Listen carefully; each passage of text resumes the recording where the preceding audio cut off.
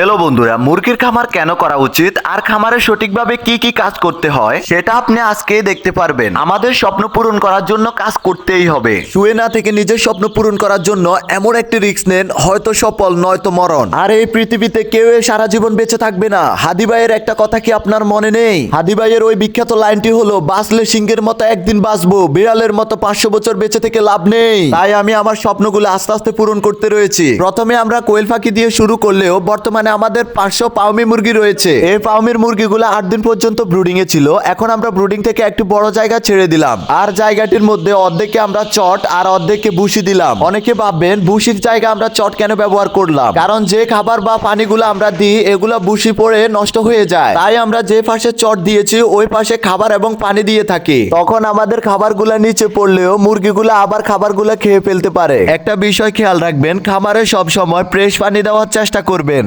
খামারের সবচেয়ে কষ্টের বিষয় হচ্ছে পরিষ্কার করা এবং 3 বেলা খাবার দেওয়া। আপনি যতই ব্যস্ত থাকুন না কেন, সকালে, দুপুরে এবং রাত্রে 3 বেলায় খাবার দিতে হবে। তাহলে আপনি একটি সুস্থ ও সুন্দর খামার তৈরি করতে পারবেন। আর আমাদের ছোট্ট খামারটির জন্য অবশ্যই একটি লাইক করবেন।